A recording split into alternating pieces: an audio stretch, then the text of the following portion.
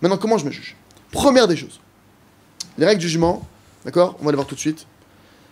Il y en a 9. La première des choses. La personne, elle est face à sa faute maintenant. Elle est devant la faute, la torpeur, la culpabilité, tout qui remonte. J'aurais pas dû, mon père s'il savait, ma grand-mère s'il avait vu, ah c'est fini, c'est foutu. Première des choses, qu'est-ce qu'Hachem il veut? Qu'est-ce qu'Hachem il veut?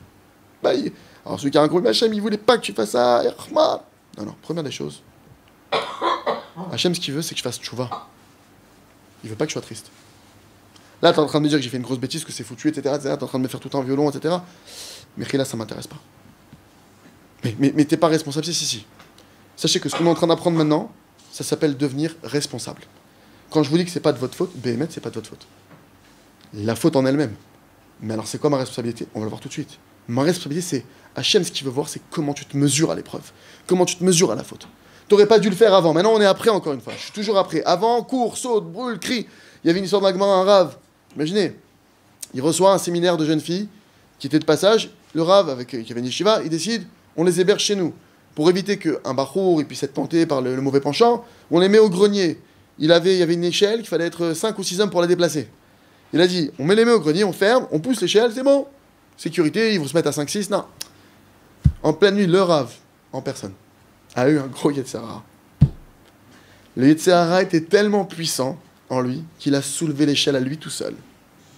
Il a posé l'échelle à lui tout seul. Il est monté sur l'échelle, le rave de la yeshiva. Imaginez.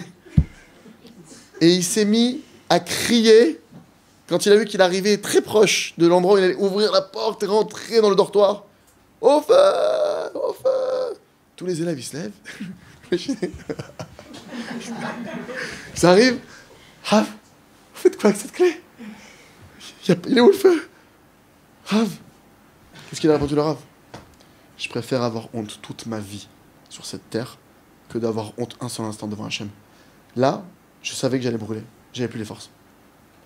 C'est Rav là, ce Tana là de la Gemara, Eze Chochma, quelle sagesse. Nous on aurait dit mais non, ne voile pas la face, c'est pas toi, cache, con. Au contraire, on doit apprendre à faire face à ce qu'on a en nous. Tant qu'on n'est pas capable de voir la folie qui est en moi, alors je ne peux pas lui faire face et je ne peux pas la traiter. Il faut arrêter d'avoir peur de ça. Comme dit Rabbi Nachman, la chanson que vous connaissez, Kol olam kulo, les femmes ne chantaient pas. Gesher tzameot, Gesher tzameot. Tout ce monde entier, c'est un pont très étroit. Et l'essentiel, Vaikar, lo lefachet klal. C'est quoi ce pont très étroit? Il explique là-bas Beganadat. Dans ce monde, la seule chose qui peut me rattacher à Hachem, la seule chose, il n'y en a pas deux, il y en a une seule, Emet. La vérité. Il n'y a que la vérité. Cette vérité maintenant, il te dit Rabbi Nachman, normalement on est sur un pont très étroit. Logiquement, la consigne que tu donnes à quelqu'un qui rentre sur un pont très étroit, accroche-toi bien, fais attention, agrippe-toi bien. Qu'est-ce qu'il dit Rabbi Nachman? N'aie pas peur. Mais pourquoi tu dis ça? Tomber, tu vas tomber. On sait très bien que tu vas tomber. Maintenant, tu ne dois pas avoir peur de tes chutes. Tu ne dois pas avoir peur de là où tu vas te retrouver. Parce que si tu as peur de là où tu te retrouves, alors tu n'es pas capable de venir devant Hachem et de crier de toutes tes forces pour qu'on te sorte de là. Parce que ta Neshama, c'est sûr qu'elle ne veut pas tout ça. Ta Neshama, elle souffre de tout ça. Et vous voulez la preuve de ça? La preuve que tout ça, c'est pas vous? Pourquoi alors quand vous faites la faute, vous n'êtes pas bien après? Pourquoi vous arrivez dans certains cas à pas dormir? Pourquoi je m'en veux? Pourquoi? Ça, c'est la preuve que moi, c'est pas la faute. Moi, c'est la partie positive qui est en moi. Donc la première des choses, quand on vient me voir, ah, t'as fait ci, c'est foutu. Hachem en personne, il veut ce message que tu es en train de me donner, il en veut pas. Même si ta barbe, elle est jusqu'au sol, Hachem, il en veut pas. Hachem, il veut pas de tristesse. C'est écrit dans le Zohar, et c'est une des rares fois où c'est employé ce mot-là. Hachem, il déteste la tristesse. Alors tu viens de faire une bêtise, ne rajoute pas en plus à faire quelque chose qu'Hachem, il déteste. C'est bon, c'est déjà compliqué ce que tu viens de faire. Tu vas encore plus te faire détester, Chas v'Shalom. Sans Hachem, tu peux pas faire tchouva. Est-ce que quelqu'un ici est capable de faire Hachem sans tchouva? Faire tchouva sans Hachem? Vous croyez que le roi David, il a fait tchouva sans Hachem? Vous croyez que Moshe Rabbeinu, il a fait tchouva sans Hachem? Quelqu'un qui est triste, il n'est pas avec Hachem. Donc déjà de base, te fais pas arnaquer. J'ai fait une grosse bêtise. Alors justement, première des choses, dit Rabbi Nachman, tape des mains, danse. Mais c'est complètement fou. Non, la vraie folie, c'est de rester fou. En tapant des mains là maintenant. Bon, les femmes, vous faites ça évidemment dans un endroit clos, d'accord? Pas forcément non plus dans des endroits chez vous, tranquillement, Betsiniout. Le fait de taper des mains. Non, parce que Nen qui va dire, mais j'ai compris ce soir, je vais aller au Pacha, on va aller trucs, on va aller à lui, tous les idées. Non, je préfère, d'accord? Je veux pas qu'il y ait de quiproquo, parce qu'on va dire, ah, si, le Rav, il a dit, on va donner là. D'accord? Faites ça chez vous, entre copines, mettez une musique cachère, je sais pas qui, aïe aïe aïe. Non, je rigole, vous n'arriverez pas là. Bon, mettez un truc cachère, mais qui fasse. D'accord? Donc vous tapez des mains, vous dansez, dit Rabbi Nachman de Breslev, quand tu fais ça, t'annules toutes les rigueurs qui passent au-dessus de toi. Au moment où tu viens de fauter, il faut que tu saches, t'es sous le coup d'un jugement divin. On a décrété du ciel que tu tomberais dans cette avéra-là. Encore une fois, je parle après coup.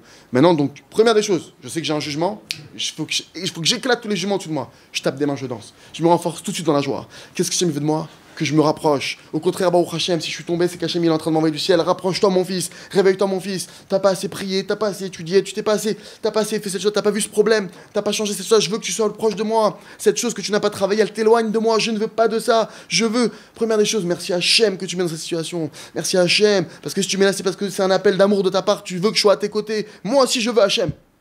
C'est sûr qu'Hachem, tu veux que je fasse tchouva. Deuxième chose, comme on a parlé, tu dois connaître ta place. C'est quoi connaître ta place? Oh Hachem, j'aurais pas dû mentir, mais le type il est en train de s'abattre, j'ai menti, vous vous rendez compte, je suis un menteur, vous vous rendez compte, mais pour qui tu te prends? Je veux dire, qui t'a cru que t'étais avant de mentir? T'étais quoi, Baba Salé? Baba Salé? Faut comprendre une chose, les tzadikim, c'est quoi leur force? C'est qu'eux ils savent que sans l'aide d'Hachem, bien sûr qu'ils mentent. Bien sûr, ils sont pas du tout étonnés. Il y a une avéra qui tombe, quoi, toi, tzadik, t'as fait ça? Mais bien sûr, sans Hachem, je fais ça. Mais bien sûr, si Hachem là il me donne pas la main, bamash, je mens, je triche, je vole, je tue, sans la main d'Hachem, d'où est-ce que je peux tomber? Ça, c'est la chorma. C'est pas de dire, moi, je vais en boîte, et vous inquiétez pas, c'est un truc entre copines, il n'y aura aucun problème. Mais je croyais qu'il voulait me parler pour Maneshama. Non, ça ne l'intéresse pas. La chorma, c'est de savoir qu'est-ce qui va se passer derrière. Le tzaddik, il dit, je rentre pas en boîte, moi.